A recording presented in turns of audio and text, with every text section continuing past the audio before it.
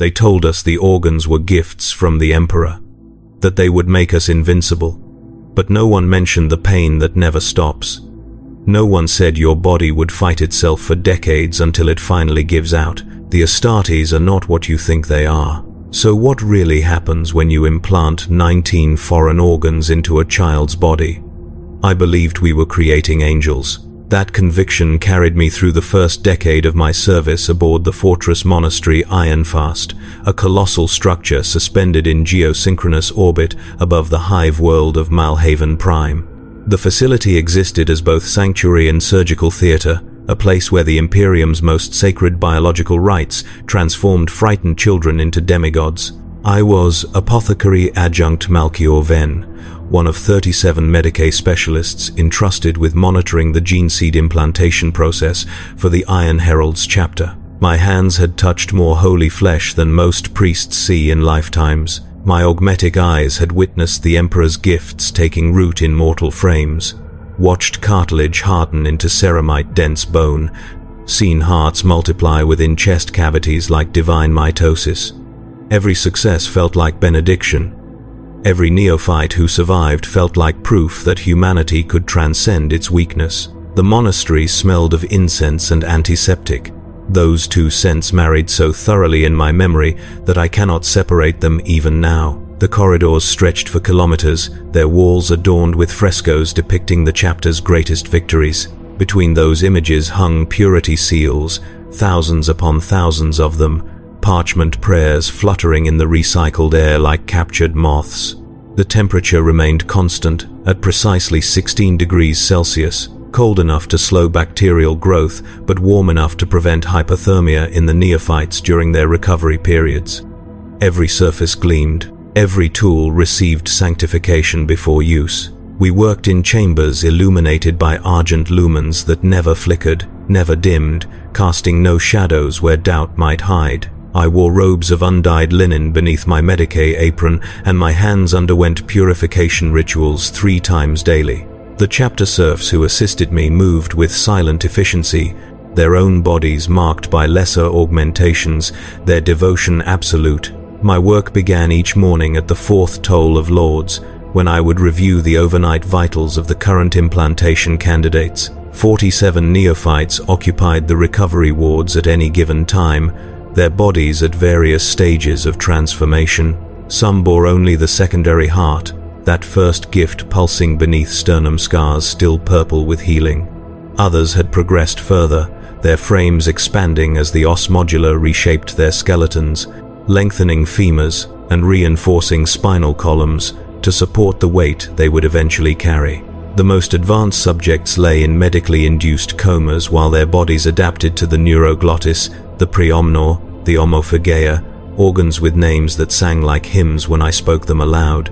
I moved between their beds with data slate in hand, recording heart rates and hormone levels, checking for rejection symptoms, adjusting nutrient drips that fed them a suspension of protein compounds and genetic catalysts. The youngest were barely 12 standard years old. The oldest had seen 15 summers before the recruiters found them. I remember Cadriel especially well, though I wish I did not. He arrived during the 3rd year of my posting, a boy from the ash wastes south of Hive Malhaven, where the wind scours flesh and the sky burns copper at noon. His screening tests had shown exceptional genetic compatibility with the chapter's gene seed lineage, a rare perfect match that occurred in perhaps 1 candidate per 1,000. The chaplain spoke of him as blessed. The tech marine who oversaw the gene seed vaults made the sign of the Aquila when reviewing his charts. I myself felt something close to awe when I first examined him, this thin creature with eyes the color of stone who looked at me without fear when I explained what would be done to his body. He nodded at each description. He asked no questions. When I finished, he simply said he was ready, and I believed him because I needed to believe that such readiness was possible. The first implantation proceeded without complication. The secondary heart took root within 18 hours, its beat synchronizing with his original organ in a rhythm that resembled sacred music when monitored through the auscultator. I watched the readouts with satisfaction bordering on pride, documented his vitals with meticulous care, and reported to the master apothecary that Cadriel was progressing ideally. Within a month, we implanted the Ossmodula, and his skeleton began its restructuring. He grew 7 centimeters in the first week. His voice deepened. His appetite became voracious, requiring us to increase his nutrient intake to 4,000 calories daily.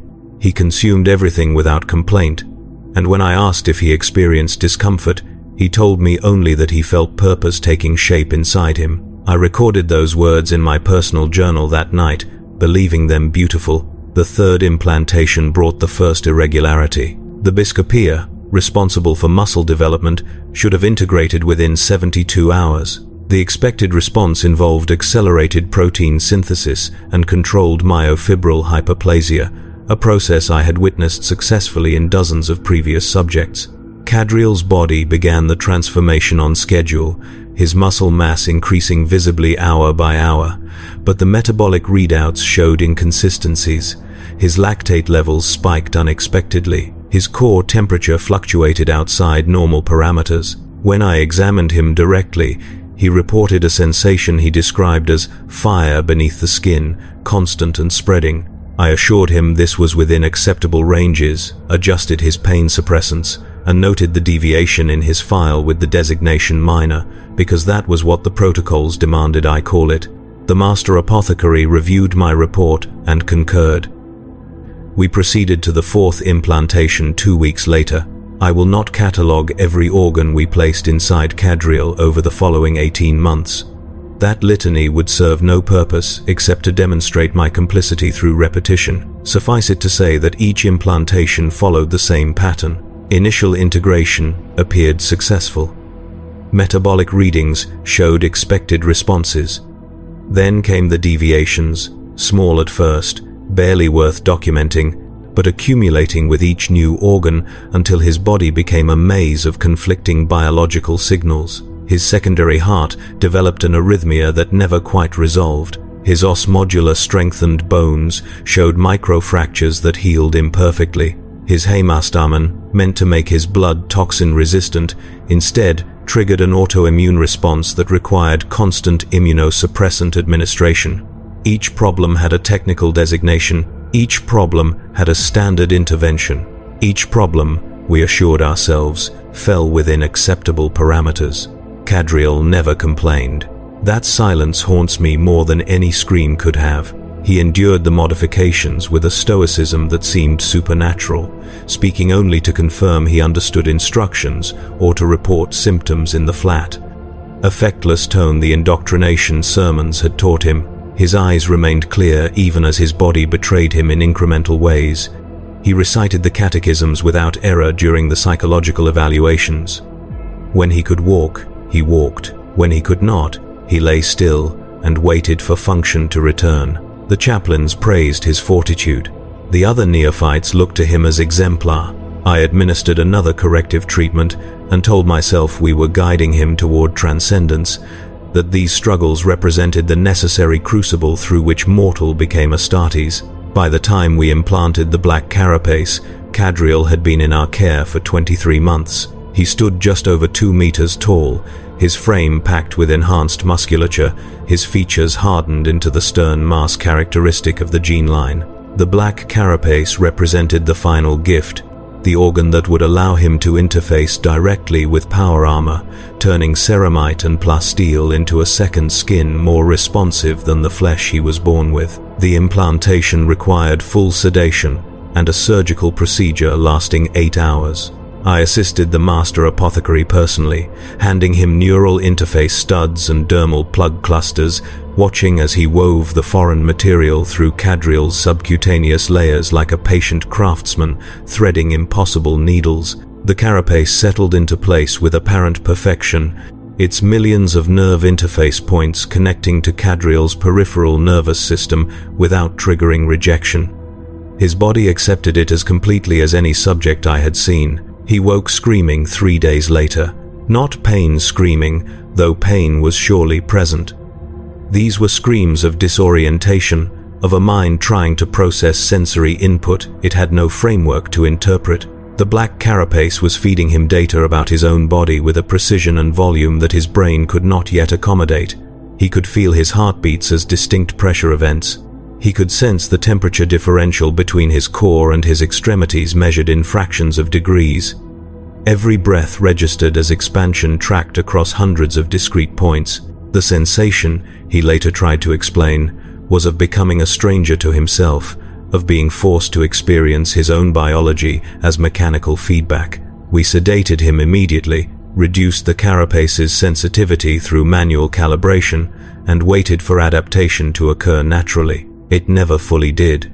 Cadriel achieved function. That must be stated clearly, because the official records would list him as a successful implantation, a neophyte who received all 19 gene seed organs and survived to join his chapter's ranks as a full battle brother. He learned to move in power armor, to fight with bolt rifle and chainsword, to recite the battle prayers and coordinate with his squad. He passed every trial the chaplains administered. He knelt before the chapter master and swore his oaths in a voice that did not waver. On the morning of his ascension ceremony, I watched him receive his final blessings and thought perhaps my doubts had been unfounded. Perhaps the human body, guided by the Emperor's genius, could adapt to anything given time and faith. Then I saw his hands shake when he thought no one was watching. It was a small thing, barely noticeable, the kind of tremor that could be attributed to fatigue or cold. But I had examined those hands countless times, knew their baseline function intimately, and recognized that this tremor originated deeper than muscle. It came from his nervous system struggling against the foreign architecture we had grafted onto it, a constant, low-level conflict between what his body was and what we had forced it to become. I said nothing. The moment passed. Cadriel joined his squad and shipped out to the Golgotha sector, where the chapter was prosecuting a campaign against Orc raiders. I filed my final report on his case, noting successful integration of all organs, and moved on to the next group of neophytes requiring my attention. 6 months later, I accessed the casualty logs and found Cadriel's name. He had died during a boarding action, killed when a power claw tore through his torso armor and pulped his primary organs beyond even Astartes' resilience. The after-action report praised his bravery, noting that he had held a critical corridor alone for nearly 4 minutes while his squad repositioned. His gene seed was recovered intact and returned to the vaults for implantation in future aspirants. The chapter's reclusium held a memorial service. His name was added to the rolls of honored dead, one more warrior soul commended to the Emperor's side. Standard procedure. Acceptable losses. The Imperium's engines continued turning. I told myself his death meant nothing beyond the usual tragedy of war. But I began reviewing his medical files with new attention, tracing backward through 23 months of data, and patterns emerged that I had not allowed myself to see while he lived. The deviations I had marked as minor were not anomalies but constants, each organ's integration trailing into partial function rather than completion. His secondary heart never achieved more than 87% efficiency. His Ossmodula never ceased causing microfractures, meaning his bones were simultaneously harder and more brittle than baseline human skeletal structure. His Biscopea enhanced muscles required continuous elevated caloric intake to prevent catabolism, making him dependent on supply lines in a way that pure baseline humans were not. The Black Carapace had integrated structurally but never stopped generating low-level sensory confusion, forcing his brain to constantly filter and reinterpret his own proprioception. He had functioned, yes, but at what cost? And if his body had been waging a civil war against itself for 18 months before deployment, how much of his combat effectiveness had been consumed simply maintaining baseline operation? I began examining other cases. The archives granted me access to 17 years of implantation records, thousands of neophytes processed through iron-fast surgical theaters. I requested permission to analyze them under the justification of improving success rates, a goal no one could oppose. The master apothecary approved my research with barely a glance, likely grateful that someone was willing to perform the tedious work of data compilation. I established a private workspace in one of the lower Medicae levels, a chamber small enough that the ventilation system's hum provided constant acoustic cover. There I assembled files, cross-referenced surgical notes with long-term health monitoring data, tracked survival rates, and combat performance metrics. The work consumed me. I slept 4 hours per cycle and dreamed of nothing but spreadsheets and biological schematics. I lost weight. My hands developed a tremor of their own. The data painted a portrait I lacked the courage to fully acknowledge for months. Of the 2,341 neophytes who had entered the implantation process during the 17-year period I studied, 1,892 had survived to become full battle brothers. That represented an 81% success rate, a figure the chapter celebrated as evidence of the Emperor's favor and the purity of their gene seed line. But when I tracked those survivors forward through their service records, I found that their average combat lifespan was just under 11 years. 11 years from final implantation to death or catastrophic injury requiring extensive augmetic reconstruction. That figure seemed impossibly low compared to the heroic narratives I had been raised on, stories of Astartes serving for centuries, accumulating honors and wisdom like mortal men accumulated scars. I began investigating individual cases, searching for commonalities. Battle brother Cormac, elevated at age 16, killed in action at age 29 during an assault on a chaos-held shrine world. His medical records showed chronic kidney stress attributed to his preomnor organ's hyperactivity. Battle brother Thane, elevated at age 15, died at age 26 when his power armor's life support failed during a void battle, but his autopsy revealed that his Larraman's organ had begun producing malformed clotting factors that would have killed him within months regardless. Battle brother Jestin, elevated at age 17, executed at age 31 for psychological instability that manifested as paranoid delusions, a condition the records attributed to combat stress but which began, according to his own Medicae logs, only 3 years after his neuroglottis implantation. Case after case after case, each one revealing bodies that were not transcending humanity but rather enduring controlled catastrophe. The gene seed organs were not gifts but invasive foreign architecture that the human body tolerated without ever truly accepting. I found myself returning to Cadriel's files repeatedly, using his case as a reference point against which to measure others. His survival to elevation placed him in the successful majority, yet his death at age 18 placed him below average for combat lifespan.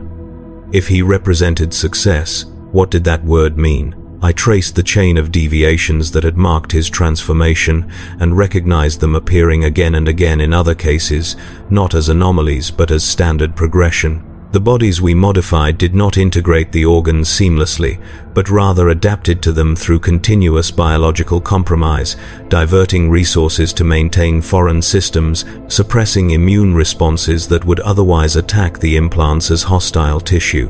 We were not creating supermen but fashioning human bodies into something that resembled superhumanity while remaining fundamentally strained. The Black Carapace troubled me especially.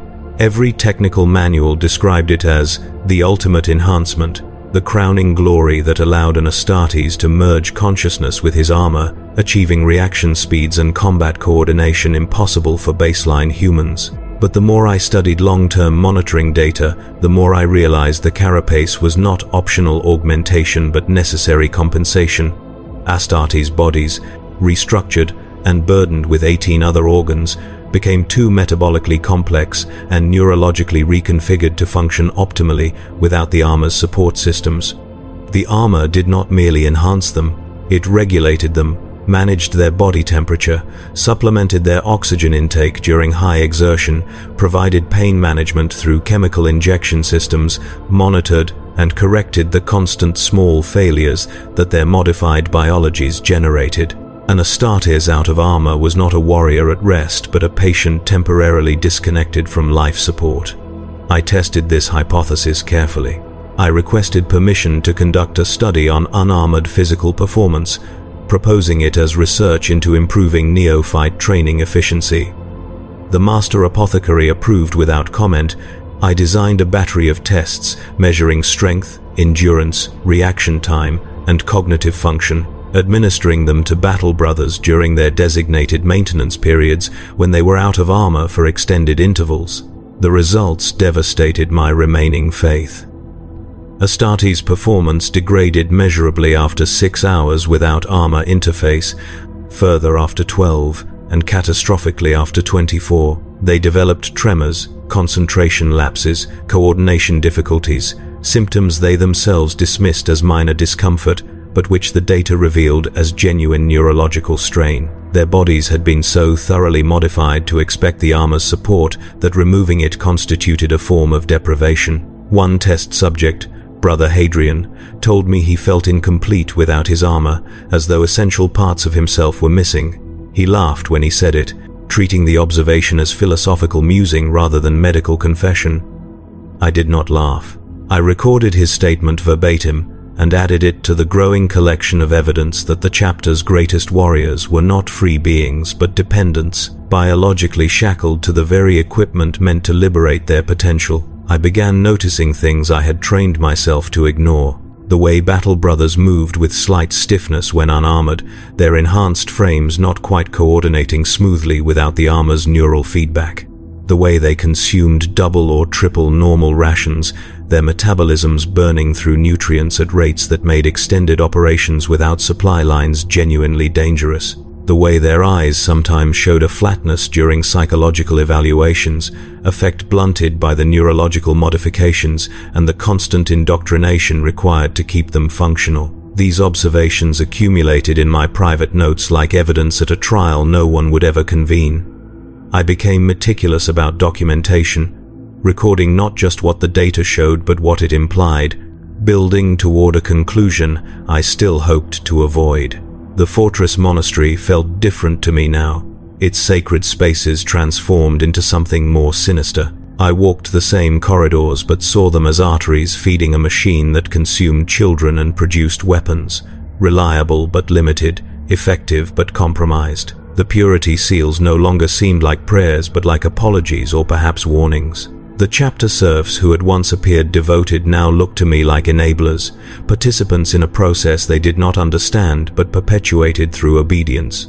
Even the other apothecaries, men I had worked alongside for years, began to seem either willfully blind or knowingly complicit. I spoke to none of them about my research, sensing that such conversations would lead to intervention rather than investigation. I was not wrong to fear that outcome. During the 14th month of my private study, I received a summons to the Master Apothecary's sanctum, a chamber near the gene seed vaults where the chapter's senior Medicae staff gathered for quarterly reviews. I had attended such meetings many times before and expected routine discussions of supply requisitions and neophyte mortality rates. Instead, I found the Master Apothecary waiting alone, his augmetic eyes glowing faintly in the chamber's dim illumination. He gestured for me to sit, and I obeyed, noting the way his mechadendrites coiled against his spine like serpents preparing to strike. His expression revealed nothing, his face a mask of grafted flesh and exposed metal that had long since forgotten how to convey warmth. He asked about my research. I explained that I was analyzing long-term implantation outcomes, searching for patterns that might improve success rates and reduce complications. All true statements, though incomplete. He listened without interrupting, his mechadendrites occasionally twitching in what might have been thought or calculation.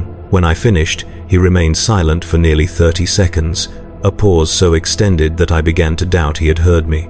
Then he spoke, his voice modulated through a vox grill that removed all inflection, rendering his words as pure information without emotional context. He told me that many apothecaries before me had conducted similar research, that the patterns I was discovering were neither unknown nor unexpected, and that my findings, while accurate, lacked proper context to be interpreted correctly.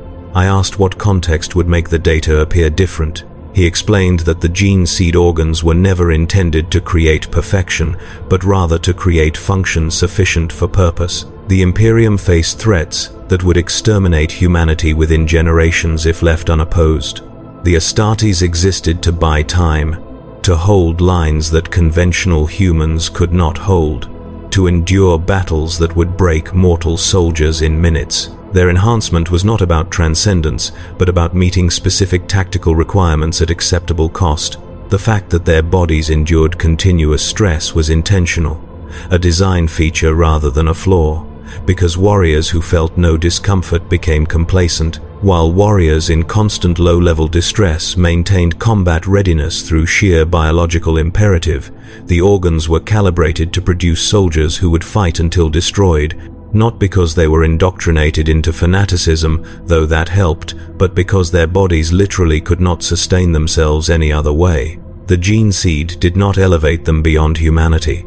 It trapped them in a state of permanent dependence on warfare to feel whole. I sat in silence, processing implications that seemed to rewrite everything I had believed about my work. The Master Apothecary continued speaking, explaining that this truth was known at the highest levels of chapter command, that the Adeptus Mechanicus Genitor Magisters, who had originally developed the gene seed procedures, understood the limitations perfectly, that even the Emperor himself, blessed be his name, had accepted these compromises because the alternatives were either no Astartes at all, or Astartes so extensively modified that they ceased being human in any meaningful sense. The current system, for all its flaws, produced warriors who could function for decades, win battles, inspire mortals, and die before their bodies failed so catastrophically that the chapter's reputation suffered.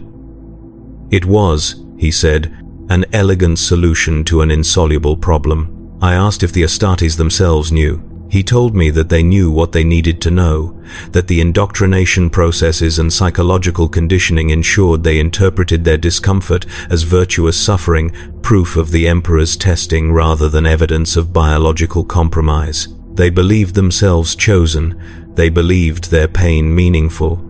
Those beliefs made them effective in ways that simple genetic enhancement never could, because effectiveness in the Imperium's wars required not just physical capability but absolute conviction. A warrior who understood himself as a carefully managed biological liability would hesitate. A warrior who believed himself an angel incarnate would not.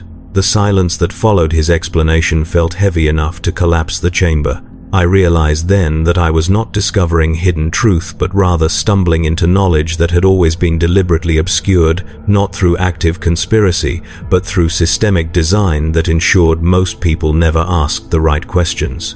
The purity seals were not lies but selective truths. The catechisms were not deceptions but framings that highlighted glory while obscuring cost. The entire apparatus of the Adeptus Astartes existed within a carefully maintained theological and technical narrative that made the suffering invisible by recategorizing it as sacrifice, made the failure invisible by celebrating the function that occurred before failure, made the exploitation invisible by wrapping it in the language of honor and duty and the Emperor's will. I asked what I should do with my research. The Master Apothecary told me that I could continue if I wished, that my findings might prove useful for incremental improvements in the implantation process, but that I should understand the research would never be published, never be shared with the neophytes or the battle brothers, and never be discussed outside the apothecarian's most secure vaults. This was not censorship, he explained, but operational security. The Astartes fought better, believing themselves transcendent. The Imperium functioned better, celebrating them as such. Any revelation that undermined those beliefs would weaken the entire system without offering any superior alternative. I was free to know the truth, but I was not free to speak it. He asked if I understood.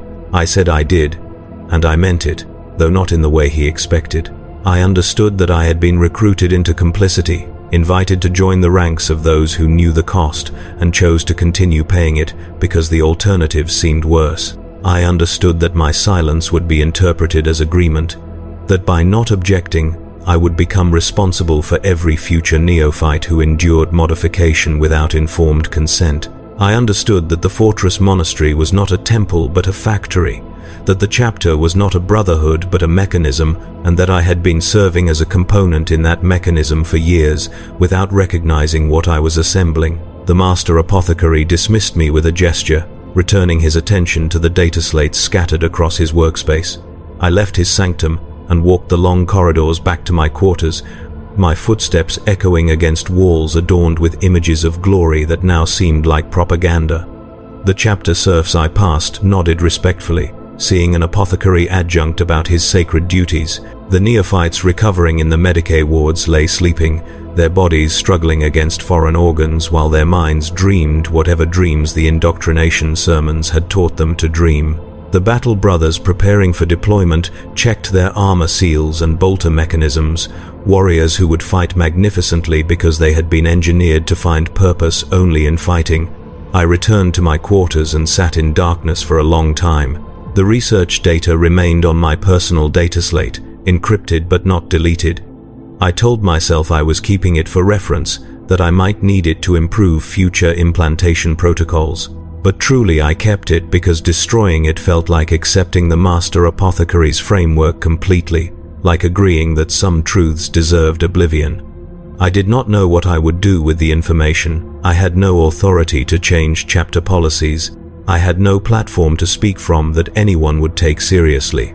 I was a single apothecary adjunct among thousands of Medicae personnel across hundreds of chapters, my observations replicable by anyone who bothered to look closely but valuable to no one, because looking closely served no purpose except to generate doubt. The work continued. I returned to my duties the next morning at the fourth toll of Louds, reviewing overnight vitals, adjusting nutrient drips, monitoring implantation responses. The neophytes in my care looked at me with trust, believing I was guiding them toward transcendence. I performed my role with precision because I did not know what else to do. The alternative was abandoning them entirely, leaving them to other apothecaries who had not bothered to learn what I now knew. At least with me, I told myself, they would receive care from someone who understood the truth of what was being done to them. At least with me, they would have an advocate who saw them as more than raw material. But advocacy without action is only sophisticated cowardice. I began documenting more carefully. Not just outcomes, but the small moments the official records never captured. The way neophyte Kellen whimpered in his sleep the night after his Ossmodula implantation, his subconscious mind processing pain his waking discipline would not acknowledge. The way neophyte Varus asked me, 3 weeks after his Biscopea activation, if the burning sensation in his muscles would ever fade, and the way he accepted my non-answer with a nod that suggested he had expected no comfort. The way neophyte Thrace tried to smile at me after his neuroglottis integration and could not quite remember how, his facial muscles already responding more to neurological reflex than to genuine emotion. I recorded these observations in a private journal, handwritten on actual parchment because I did not trust any electronic format to remain secure. The journal filled slowly, its pages accumulating testimony to suffering that would never be acknowledged as suffering because it occurred in service to necessity. I attended the elevation ceremony for the cohort that included Varus and Thrace, watching them kneel before the chapter master and swear oaths they believed with absolute sincerity. They looked magnificent in their armor, their enhanced frames perfectly proportioned for the ceramite shells that would serve as their second skins. The ceremony included hymns and incense and purity seals affixed to their pauldrons, each element reinforcing the theological framework that made their transformation sacred rather than tragic. I stood with the other apothecaries and made the sign of the Aquila at the appropriate moments, participating in a ritual I now understood as both beautiful and monstrous, a celebration of creation that required we ignore the cost of creating. Varus shipped out to the Damocles Gulf 3 weeks later. Thrace went to the Veiled region. I never saw either of them again, but I tracked their service records when I could, watching from a distance as they accumulated combat honors and scarring, as their bodies endured stresses that would kill baseline humans instantly as they functioned precisely as intended until they did not. Varus died 4 years after elevation, killed by a tyrannid bioweapon that dissolved his armor and the flesh beneath. Thrace survived 7 years before sustaining injuries so severe that he required full dreadnought entombment, his ruined body sealed into a walking sarcophagus where he would continue serving until the mechanisms failed or the power source depleted. The Imperium called this glorious. I called it what it was, but only in the privacy of my quarters, speaking to empty air because I trusted no one enough to speak to them. The fortress monastery's routines continued unchanged, the cycles of implantation and training and deployment proceeding with machine regularity. I performed my duties efficiently, earned commendations for my low complication rates, and was eventually promoted to senior apothecary adjunct with expanded supervisory responsibilities. The promotion came with access to deeper archives, clearance to review chapter records dating back centuries, and invitations to councils where strategic decisions were discussed. I accepted the promotion because refusing would have drawn attention, and because some part of me hoped that greater access might reveal something I had missed, some piece of context that would make the horror tolerable. I found only more horror, more refined, and more extensively justified. The archives contained treatises by long-dead apothecaries who had documented the same observations I had made, who had traced the same patterns of biological compromise, who had reached the same conclusions about the gene seed organs creating dependence rather than transcendence. Their work included detailed proposals for alternative enhancement methodologies, suggestions for less invasive augmentation procedures, recommendations for reducing the indoctrination's psychological damage. Every proposal had been reviewed and rejected, not because they were technically flawed, but because they would have reduced combat effectiveness by margins measured in percentage points. The current system, for all its cruelty, produced warriors who won battles at acceptable loss rates. The proposed alternatives would have produced healthier warriors who won fewer battles or required longer training periods or retained too much psychological independence to function in the Imperium's command structures. The system was not broken, it was optimized. I read those ancient treatises in a state approaching numb acceptance, realizing that even my rebellion was unoriginal, that I was simply the latest in a long chain of apothecaries who had looked clearly at what we did and found it unconscionable, only to discover that our consciences mattered less than strategic necessity. The Imperium did not require our approval, only our compliance. We could document the truth in private archives if that helped us sleep, but the neophytes would continue arriving, the implantations would continue proceeding, and the battle brothers would continue dying after their prescribed service intervals, regardless of what we knew or felt about the process. I began to understand why so many apothecaries requested transfer to combat duty. It was easier to die serving the machine than to continue maintaining it while knowing what it truly was.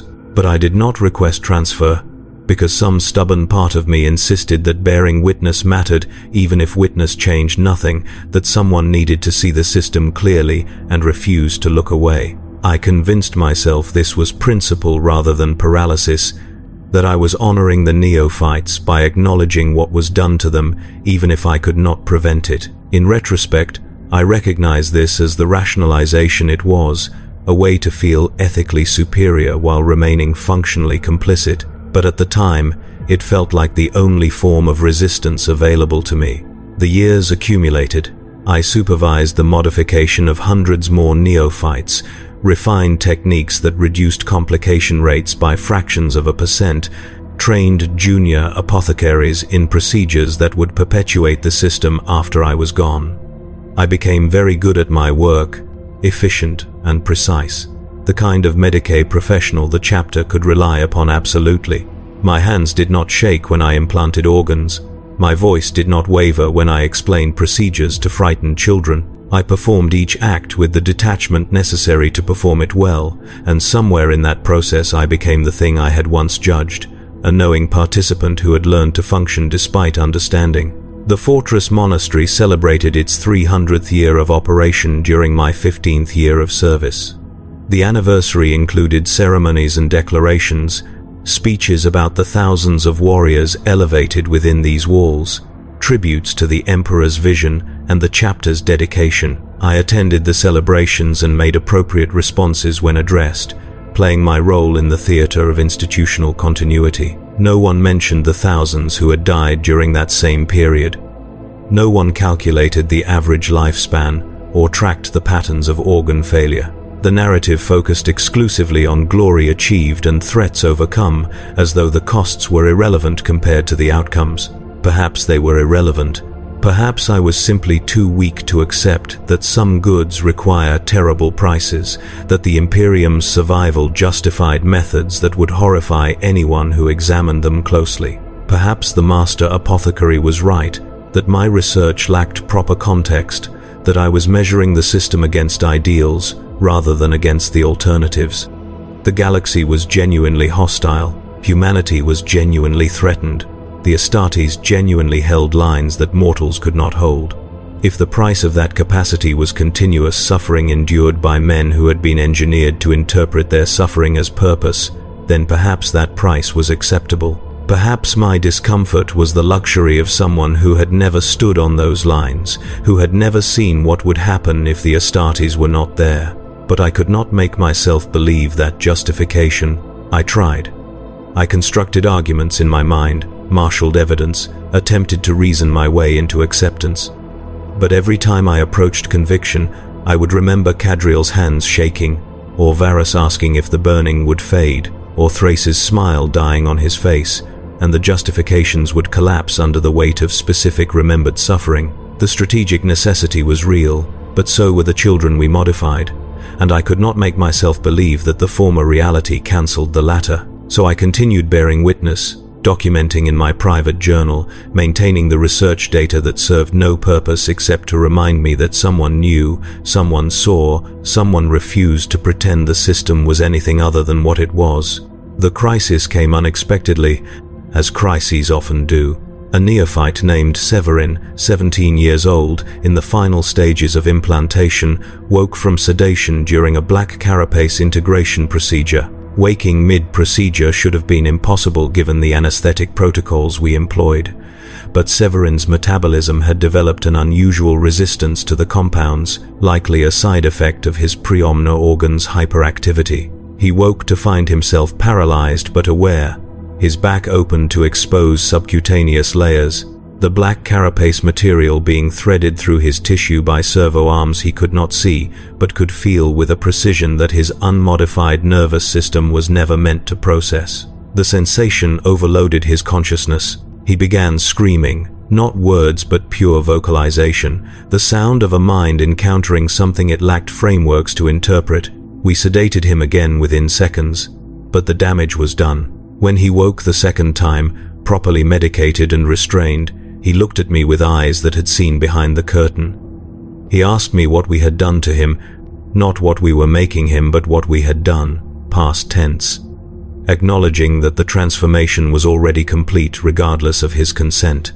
I began the standard explanation about the Emperor's gifts and the honor of serving, but he interrupted me, his voice flat with a calm that was more disturbing than panic would have been. He told me he remembered everything, that he could feel every organ we had placed inside him, that his body felt like a collection of foreign objects held together by will and chemical intervention rather than natural integration.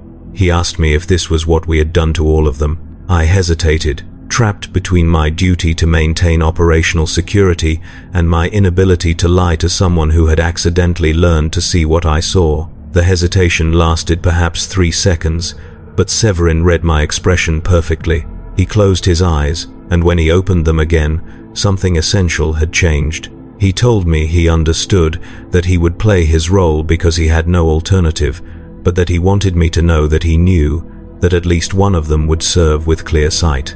I asked him what he meant by clear sight. He explained that if he was going to be a weapon, he preferred to know he was a weapon rather than believing himself an angel. It seemed more honest, more human. He would fight the Emperor's wars because his body now required the structure and purpose those wars provided, because the alternative was biological collapse, but he would not pretend the modification had been a gift. It was simply what had been done to him, and he would make what meaning he could from the fact of it. I reported the incident to the Master Apothecary, describing Severin's unusual waking but omitting our subsequent conversation. The Master Apothecary reviewed the case, adjusted the anesthetic protocols for future procedures, and marked Severin as psychologically resilient for having recovered from the experience without lasting trauma. Severin completed his training, swore his oaths, and joined his assigned company without displaying any deviation from expected behavior. If the chaplains noticed anything unusual during his indoctrination, they did not note it in his file. He deployed to the Scarus sector 6 weeks after his elevation. I followed his service record obsessively, checking for updates daily, watching for any sign that his clear sight would manifest in ways that compromised his function. But Severin performed admirably. He earned commendations for tactical initiative. He coordinated well with his squad. His kill count exceeded average projections. By all measurable standards, he was an exemplary battle brother. He survived 4 years before dying in a void boarding action. His body recovered and his gene seed successfully extracted for future use. The official record listed him as Kia with full honors.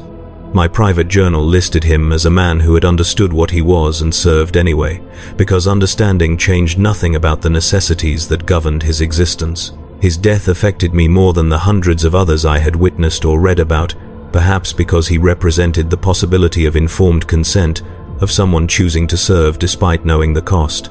Or perhaps because his choice had not mattered, had not altered his outcome, had simply added the burden of awareness to the other burdens he carried. Either way, his name became a marker in my mind, a dividing line between the period when I believed documentation and witness might serve some future purpose and the period when I understood that no one would ever read my private records, that the truths I had collected would die with me. I considered destroying the research data and the journal, letting the knowledge fade as so many before me had let it fade. But I could not bring myself to perform that erasure, as though deleting the files would somehow make the suffering less real, would absolve me of responsibility for having seen clearly and done nothing. So the data remained encrypted on my data slate, and the journal remained hidden beneath a loose stone in my quarters, both existing as testimony that would likely never be read, but which I needed to exist regardless. The Master Apothecary summoned me again during my 18th year of service, informing me that I was being considered for promotion to full Master Apothecary status, that my performance had been exemplary, that the chapter valued my dedication and skill. The promotion would include direct access to the gene seed vaults, authority to set implantation protocols, and a seat on the council that advised the chapter master on strategic matters. It was the highest honor an apothecary could receive without gene seed modification of his own, a recognition of 2 decades spent in faithful service. I accepted the promotion because refusing would have required explaining my reasons, and I had no explanation that would not sound like sedition or madness. The new responsibilities granted me perspectives I had not possessed before. Access to strategic briefings that detailed the chapter's operational tempo, casualty projections, and force regeneration timelines. I learned that the Iron Heralds deployed an average of 67% of their battle-ready strength at any given time, maintaining the remainder in reserve or training. I learned that the chapter's apothecaries projected sustainable attrition rates between 7 and 12% annually, meaning they expected to lose between 40 and 70 battle brothers per year, while replacing them with newly elevated neophytes at approximately the same rate. I learned that this equilibrium had been maintained for 3 centuries, that it was considered healthy compared to other chapters facing more severe threats or working from more unstable gene seed lines. The strategic discussions treated battle brothers as renewable resources, units on a spreadsheet to be allocated and replaced according to calculated projections. No one spoke of them as individuals with histories and personalities and relationships. They were assets with combat values and projected service durations. When we discussed casualties, we discussed them as resource loss rates affecting operational capacity, not as deaths requiring grief or mourning. The language itself enforced a certain emotional distance, made it possible to discuss the expenditure of lives as though lives were simply another form of ammunition. I adapted to the language because adaptation was required to function in those councils. But in my private hours, I returned to my journal and wrote about the men behind the asset designations, the neophytes I had known as frightened children before they became weapons, the battle brothers I had monitored through years of service before they became casualty statistics.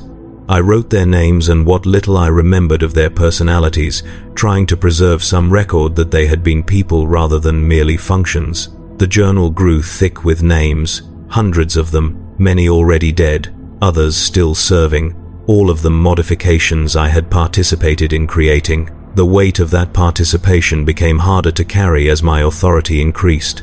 As Master Apothecary, I now bore direct responsibility for the implantation protocols, meaning every complication, every deviation, Every instance of suffering could be traced to decisions I made or approved.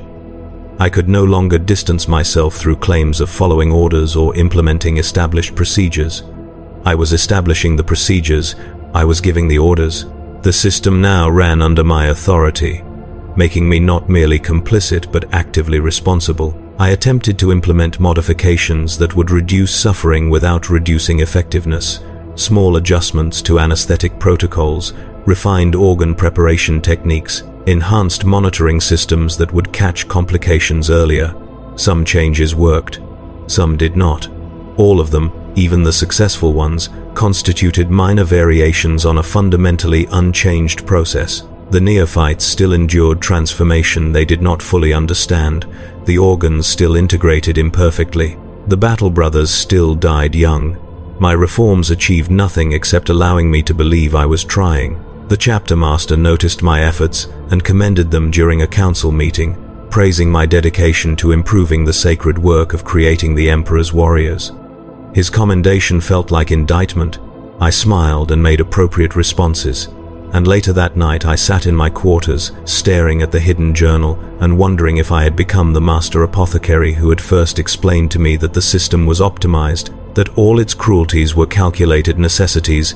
That knowledge changed nothing about what we were required to do.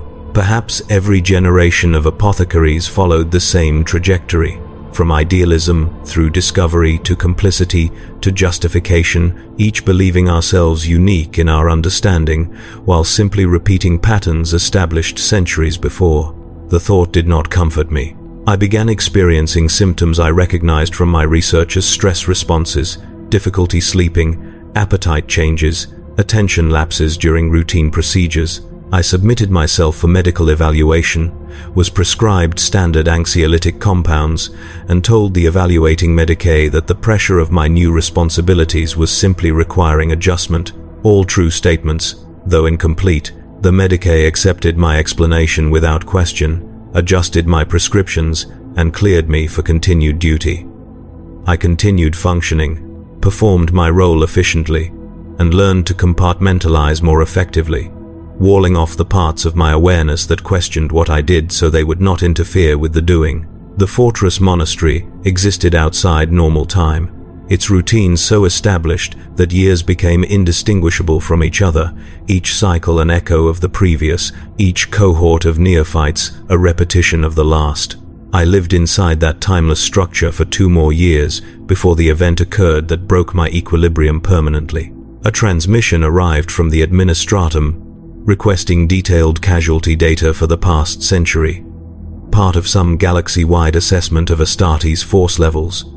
The request seemed routine, the kind of bureaucratic requirement that crossed my desk regularly. I assigned junior apothecaries to compile the data, reviewed their work for accuracy, and submitted the report without particular attention. 3 months later, I received a follow-up inquiry asking for clarification on specific data points, particularly the gap between projected and actual combat lifespans for battle brothers. I reviewed the numbers again, more carefully this time. The projected combat lifespans in our official documentation suggested battle brothers would serve an average of 50 to 70 years before death or incapacitation. The actual data showed average service durations of 11 to 14 years. The discrepancy was enormous, too large to attribute to unusually intense combat conditions or statistical anomaly. Someone had created projections that bore no relationship to reality, either through incompetence or deliberate misrepresentation. I checked older records, tracing back through decades, and found the same pattern repeating. The official projections had remained unchanged for centuries, while the actual outcomes had consistently fallen short. I drafted a response explaining the discrepancy, attributing it to the particularly lethal nature of the threats the chapter faced in its operational sector. Before sending it, I checked the operational casualty data against projections for other chapters operating in similar sectors. Their actual service durations matched the official projections reasonably well, suggesting that the Iron Herald's experience was anomalous. I expanded my investigation, accessing records from the broader apothecarian network, comparing data across multiple chapters. The pattern that emerged horrified me precisely because it was not consistent. Some chapters achieved combat lifespans matching or exceeding projections. Others, like the Iron Heralds, fell dramatically short. The difference correlated not with combat intensity or threat level, but with something else, something I could not initially identify. I spent weeks analyzing the data, searching for commonalities among the chapters with abbreviated lifespans, until I found it. The chapters with shorter average service durations were those drawing gene seed from lineages known for genetic instability, lines that produced higher complication rates during implantation, but which also produced warriors with slightly enhanced aggression profiles or fractionally improved physical capabilities. The Imperium was knowingly using unstable gene seed lines because the marginal combat advantages they provided outweighed the reduced service lifespans. It was not accident or misfortune. It was deliberate selection, optimization at a level I had not imagined, balancing genetic instability against combat effectiveness to determine which combinations produced the best return on investment.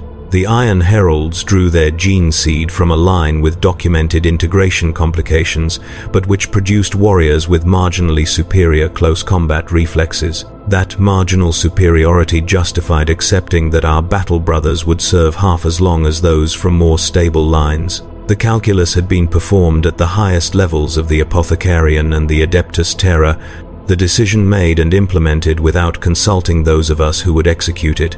I sat in my sanctum, staring at the data for a long time, experiencing something beyond anger or grief, something closer to absolute clarity. The system was not merely optimized, it was exquisitely optimized, refined across millennia to extract maximum tactical value from human suffering while maintaining just enough ideological cover to keep the entire apparatus functioning. The gene seed organs were calibrated to produce dependence.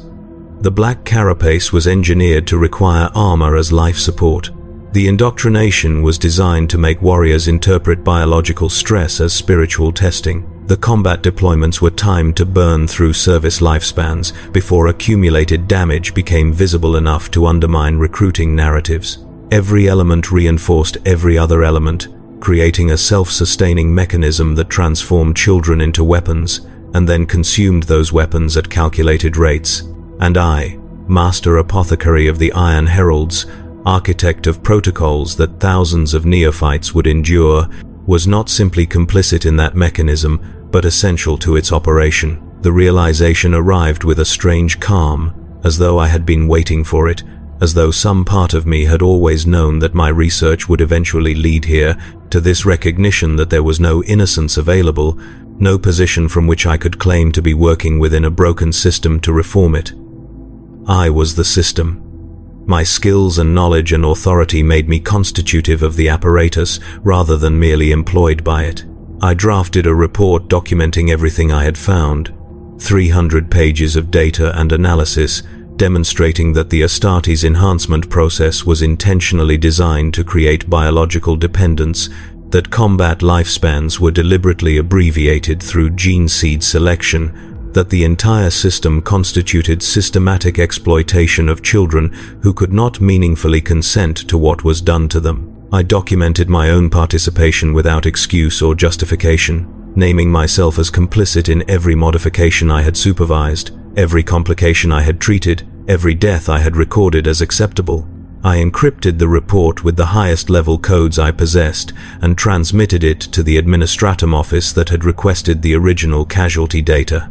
Then I waited. 3 weeks passed without response. During that time, I continued my duties normally, supervised implantations, trained junior apothecaries, attended councils. No one treated me differently. No one indicated they knew what I had done. I began to wonder if the report had been intercepted or simply ignored, filed away in some archive where uncomfortable truths went to die. Perhaps I had imagined that truth-telling mattered. That documentation created accountability. Perhaps the system was so thoroughly optimized that it could absorb even comprehensive exposure without changing. The chapter master summoned me on a morning like any other. His sanctum occupied the highest level of the fortress monastery, a chamber with viewports overlooking Malhaven Prime's Terminator line, the boundary between day and night perpetually visible as a curved shadow crossing the planet below. He stood at those viewports when I entered, his massive frame silhouetted against the planet's reflected light. He did not turn as I approached.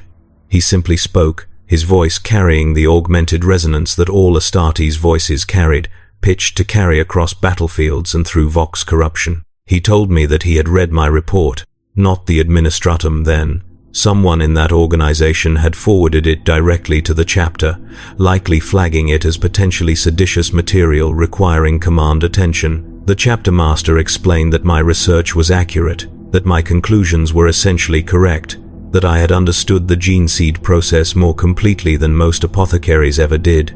He acknowledged that the system created suffering, that it exploited the neophytes, that it consumed battle brothers at rates calculated to maximize tactical utility regardless of individual cost. Then he asked me what I thought should be done differently. The question surprised me enough that I hesitated before answering. I had expected condemnation or dismissal, not engagement. I explained that informed consent seemed impossible given the neophyte's age and circumstances, that the psychological pressure and indoctrination made genuine choice unavailable, that any ethical system would require radical transparency about risks and outcomes. The chapter master nodded, still facing the viewport. He asked if I believed the Imperium could survive without the Astartes. I admitted I did not. He asked if I believed any other system could produce warriors capable of holding the lines the Astartes held. I admitted I could not imagine one. He told me that my honesty was commendable but my implications were paralyzing. If the system was unethical but necessary, and if no alternative existed that would preserve the Imperium's survival, then ethics became a form of suicide. We could acknowledge the horror of what we did, could document it meticulously, could ensure that someone knew the true cost, but we could not stop doing it unless we were willing to accept humanity's extinction as the price of our principles. He asked if I was willing to pay that price.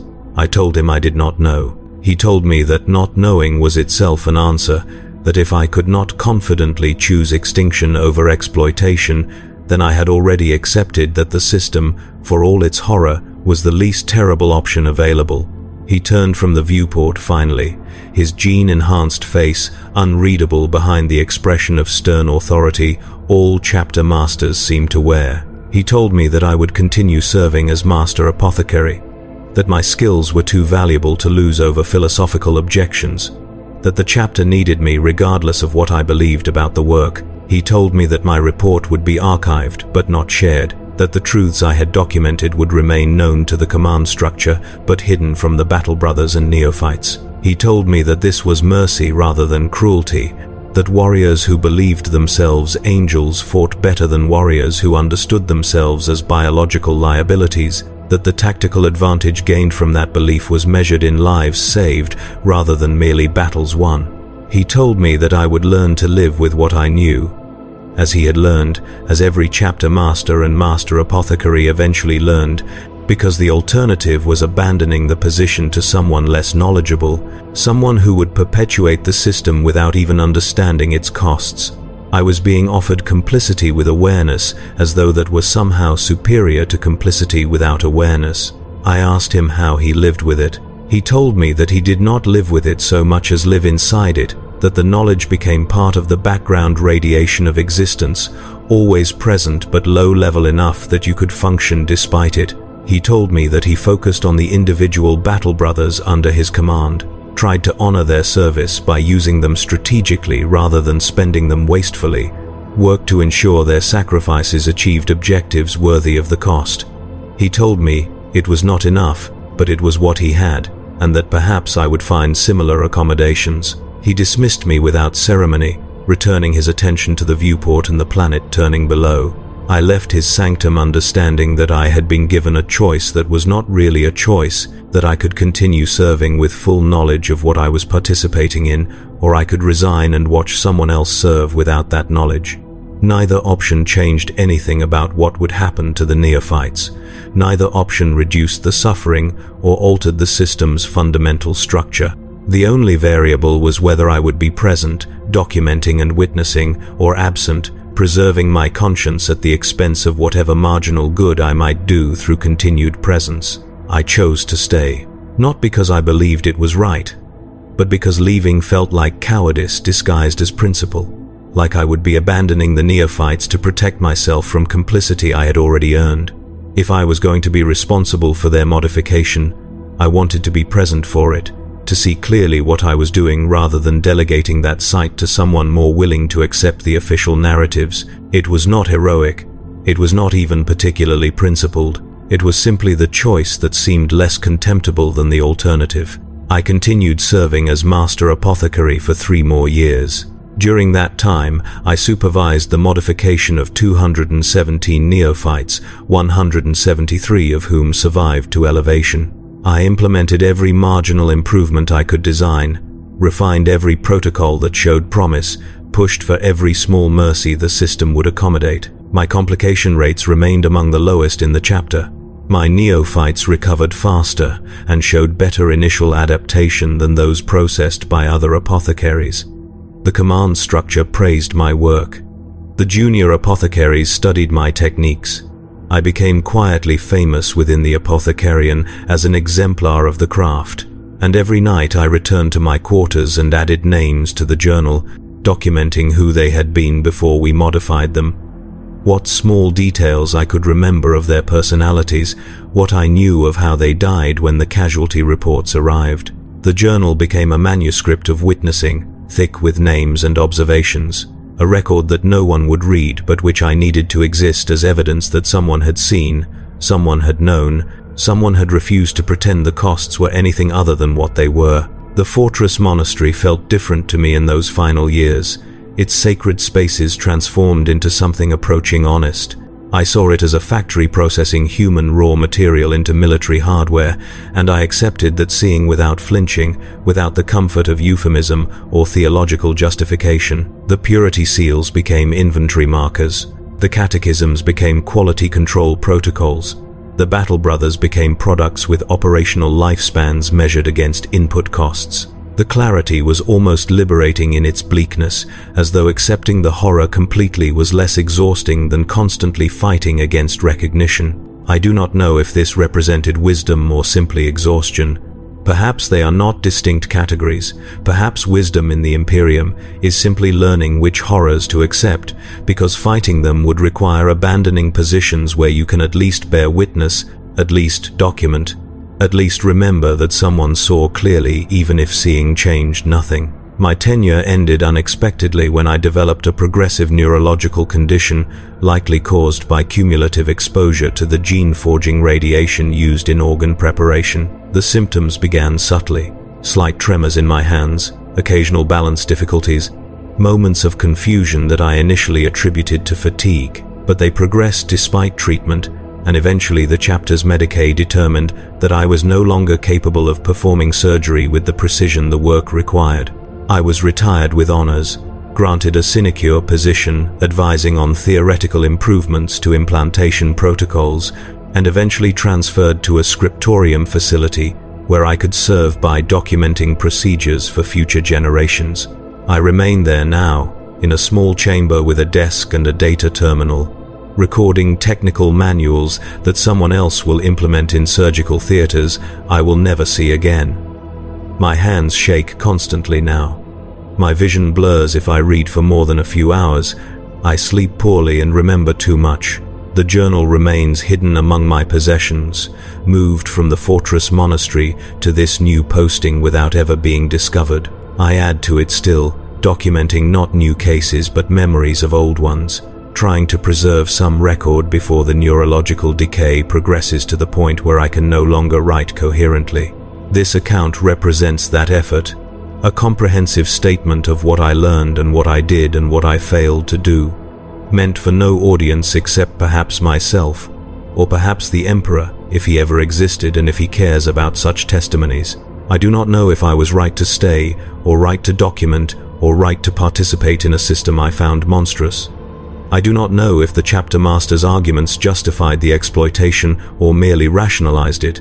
I do not know if the Imperium truly needs the Astartes as they currently exist, or if alternatives might be possible in a political structure less committed to its established methods.